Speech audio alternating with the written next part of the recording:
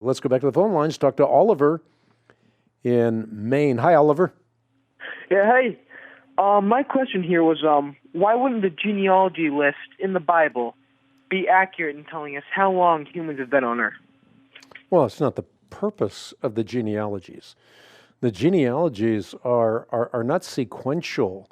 They're symmetrical. In other words, they're designed for a purpose. And it ought to give you some clue when you see that there are 10 genealogies on one side of the flood and 10 genealogies on the other side of the flood. This is not by accident. The same thing is true with Matthew. He gives the genealogy of Jesus Christ in a form that can not only be remembered, but a form that has a purpose. And as such, the genealogy, again, is not sequential, it is symmetrical. So if you want to find out how old the universe is, you don't look at the genealogies because the genealogies have quite obvious gaps in them. Okay, yeah.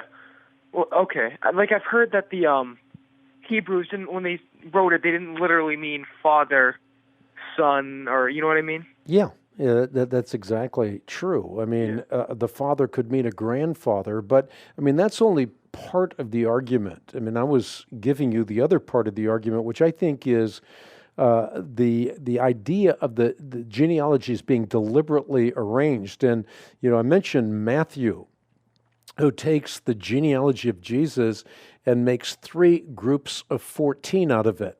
Well, why? This is the numerical equivalent of the Hebrew letters in King David's name, and therefore Matthew's genealogy highlights the most significant names in the lineage of Jesus Christ and artistically emphasizes our Lord's identity as Messiah, who forever sits upon the throne of David. And that's exactly what Moses is doing. He is skillfully organizing the royal genealogy from which Jesus would emerge into 2 symmetrical groups. As I said, you have 10 generations before the flood, you have 10 generations after the flood, and therefore there's ample precedent for seeing these genealogies as symmetrical and not sequential. I gotcha.